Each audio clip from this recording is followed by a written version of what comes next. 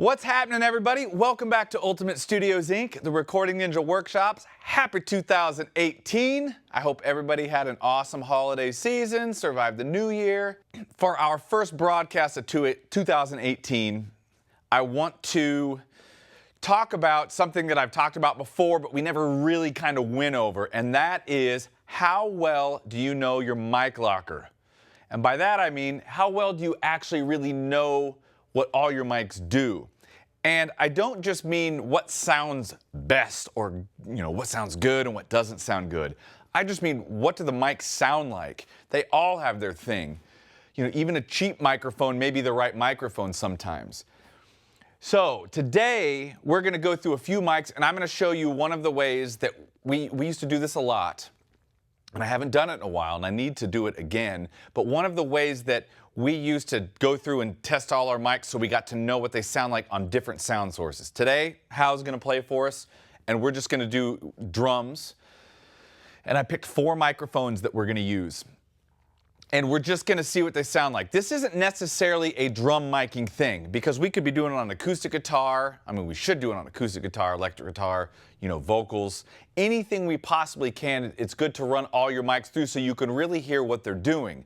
With the purpose being to know what colors you have to paint with for the next session. So again, this isn't about what is good or what is best. This is just about what do they sound like? What are the characteristics of the mic? Because if someone comes in and wants a really gritty sounding recording, the last thing you want to do is use your best clean, condenser for overheads. You want to maybe use a mic that already gets you in that area. So we're going to run through just how one of the ways that we do it. We set up a session. We record everything in there, we keep it. It's something we can go back and listen to and reference at any time, and we can also add more mics to it as we get them. So our mics, we have that we're going to do today, Studio Project CS5, got a good old MXL Cube, have a Roswell Pro Audio Delphos, and over here is the T47 mic that I built in December from micparts.com. Now, we've got it on overheads. We're also going to do it out here on the room mics. And we're going to do them separate. And the point is, they'll sound one way here, they'll sound a different way here. It's just so we can hear how the mic reacts around the kit, how it reacts in the room. We record this stuff, we log it, we keep it, we can come back later and listen to it if we need to make a reference before a session of like, man, I need something that has a great mid-range for my overhead sound, but I want something that's more open and bottom in for my room sound. If you don't remember, I don't know, like me, I don't always remember what all my mics do. I can go back to these sessions, listen through real quick and go, oh yeah, that one had a great, for the overheads, that's really, the snare is nice and forward. Ooh, this one has a big low end for the room. I can pull those mics out for the session, we're off and running. The other thing, and I know I'm super guilty of this, is sometimes I get locked into using the same mics. Now that's not necessarily wrong, and sometimes it totally works. Maybe it's just different EQ or different compressor and you get where you want to go. But sometimes I forget, like the CS5 we hadn't used on an overhead, and how do you remember the last time? Hal's behind the camera. It's exactly, he can't remember, I can't either. And we pulled up and sound checked, things sounds pretty good. It sounds really nice, so I can remember that. Remember that sound, and now I can document that sound, so before my next session I can go back through all my mics, I can get a refresher of how they sound, and then I can make my mic choices and make my input list for the session. So, Hal, I want to pan that sucker back over. What we're going to do is, Hal's going to play a few bars, we're going to get some hi-hat, we're going to get some ride, we're going to get some toms in there, so it's going to be a representation of the whole kit so we know. We'll go through the overheads, and then we'll check it out on rooms. And we'll go from there. You ready to rock, dude? Let's do it. Right now, we have the CS5 on the overhead. That's what's rocking. Go ahead and play it for me, brother.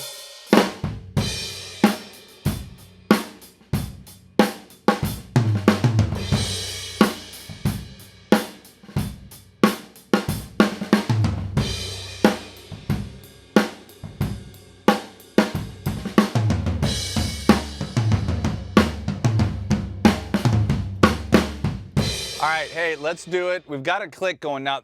One thing that kind of makes this important is we want to try to be as apples to apples as we can. So we've got a click set up at, what is it? Where are we at? at 100 per Hal's request. And he's going to play this pretty much the same thing mic to mic. So that way when we go back and reference this for a session to figure out the right microphone for our songs coming up, we're not trying to, he's not playing a bunch of solo stuff on one and then playing a groove on the other that makes it kind of hard to tell. We wanted the groove, the fills, and that stuff to be as similar as possible. So as we flip through these mics later in our session, we get a good idea of how they act, the differences of how they sound.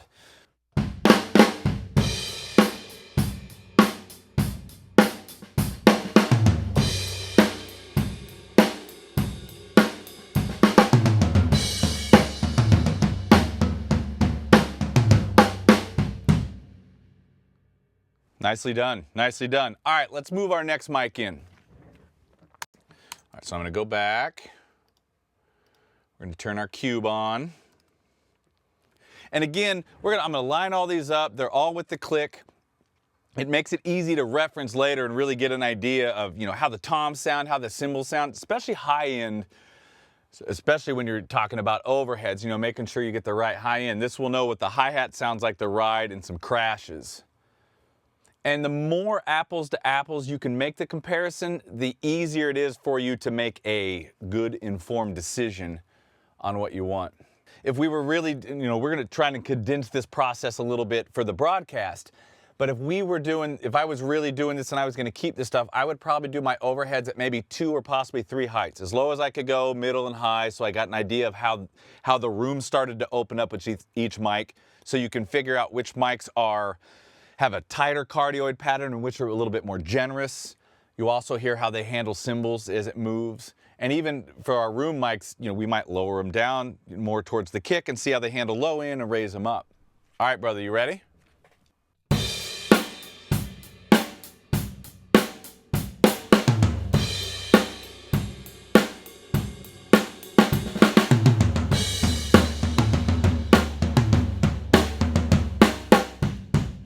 Cool, let's throw up the Delphos. And while you're doing that, we're gonna take a listen. All right, so here's what that CS5 sounded like. Let me get a loop here.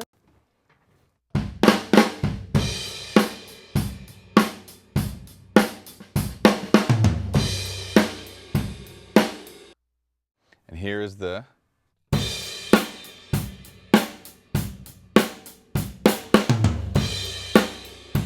see, like there, the first thing I noticed, the definite high end change, especially in the hi-hats. It's also, the cube isn't quite as fat, and it's a little, almost kind of gritty compared to the CS5. CS5 felt nice and big. Now we'll see how the Delphos feels against that. And hey, what did we decide? I think we are 48 inches above the snare, right? Yeah. So we're trying to do our best to level match it and make sure they're relatively in the same position. Now you could go back and add to this later if you wanted to. You just get the kit as close as you can, and it may not be completely the same, but hopefully it's enough to where you can get an idea. We about good there? Cool.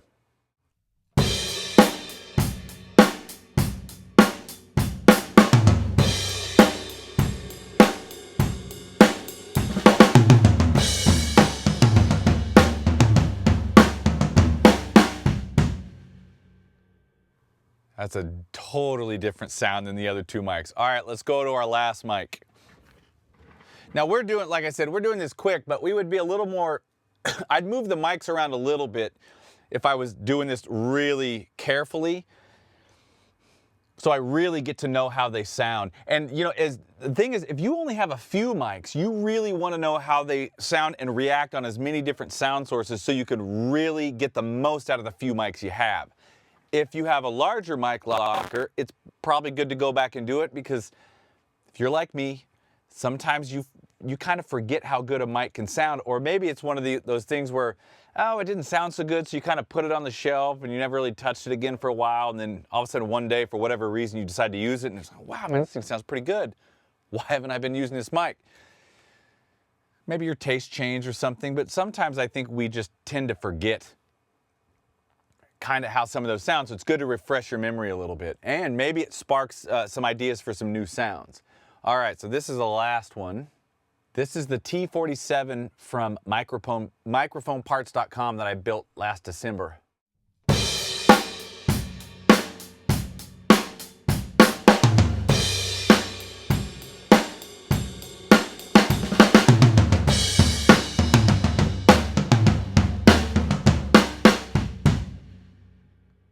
Nice. All right, you want to put that T47 out on the rooms? We'll do those real quick. I'm going to mute you and I'll kill the Phantom. All right, let's take a listen to what these guys sounded like.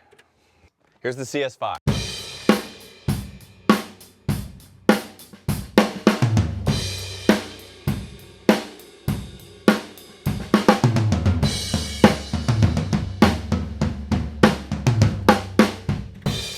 Cube.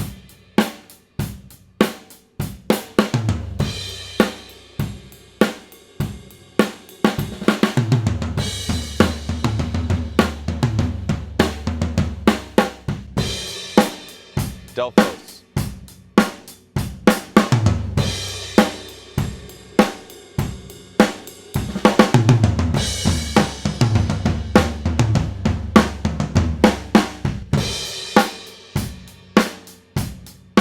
T47.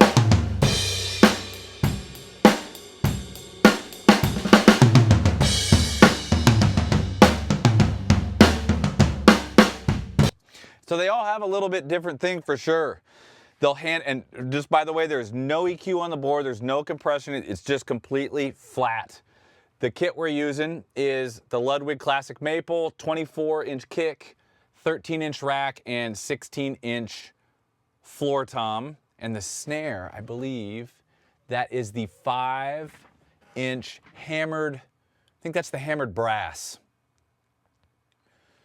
which is a snare I've fallen in love with lately. Hey, Hal, which cymbals did you choose today? Dark Energy Mark 1, 18-inch. And what's the other one? The 602 Formula. Ride cymbal? Dark Energy Mark 2. And hats? Dark Crisp Signature. Oh, you changed them, so those are the Dark Crisps. Okay, so all Pisces, a little bit, kind of a little bit of everything. All right, so now let's run through these. These are the same mics. I'm going to start with the CS5 so we can actually hear how the same microphones goes from overhead to room, so we get an idea what that sounds like.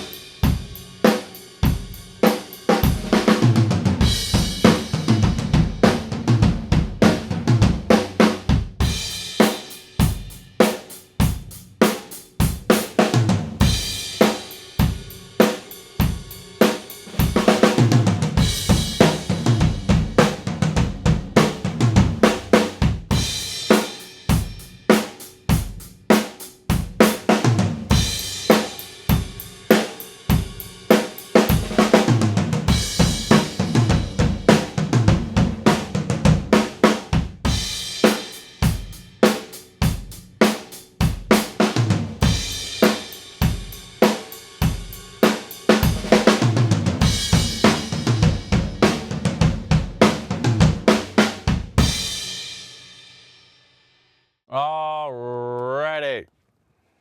All right, so now let's see how those mics sounded different. First off, we'll just run through our rooms real quick. I'm gonna start with the CS5. Let's turn our loop on.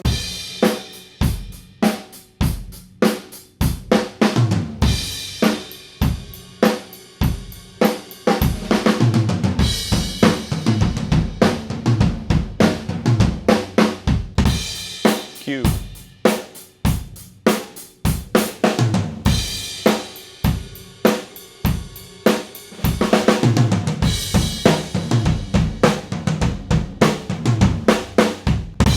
Delphos.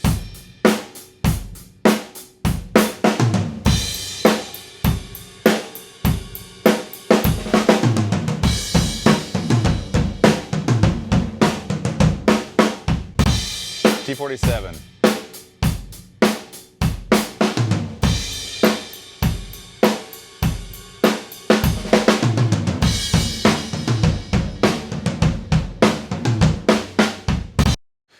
all definitely have a completely different flavor. Now, let's see the difference between, let's look at the same microphone in two different places. So now we'll go CS5 overhead to the CS5 room, starting with the overhead. Here we go.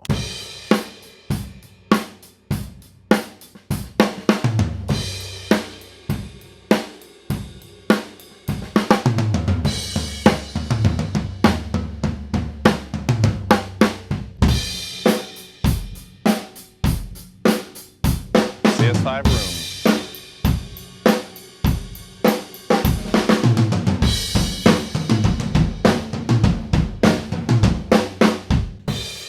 Cube overhead.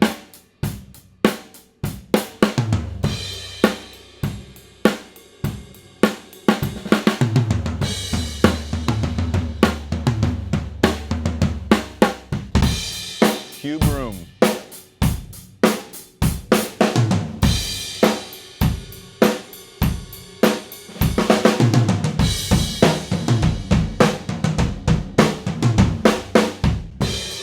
Delphos overhead.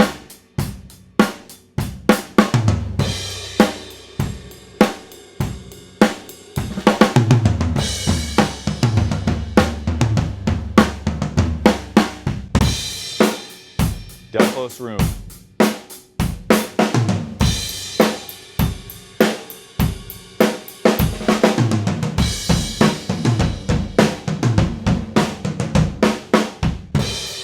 T47 overhead.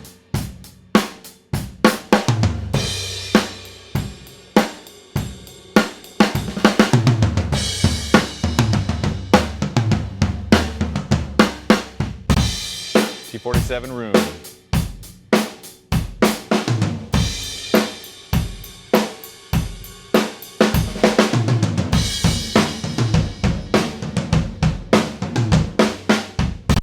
Now, a little bit about these mics, since this is one we chose to use today. We really just picked them randomly. The CS5 has, I think it's 5 different pads, right, Hal? It has high pass, low pass, and it has, I think, 5 different polar patterns. If I'm cardioid, omni, figure 8, hypercardioid, so 4. And so it's a really versatile mic. It's like $400 or something. It's not totally expensive. The MXL Cube's a cheap mic. I kind of like it. I've used them a bunch. They're kind of gritty sounding, and with some creative compression and EQ, they can be quite unique, which is kind of cool. The Delphos it's the Roswell Pro Audio Delphos, has a 10 dB pad on it. You can do cardioid and omni on that microphone. We kept everything cardioid here because we're doing this kind of quick.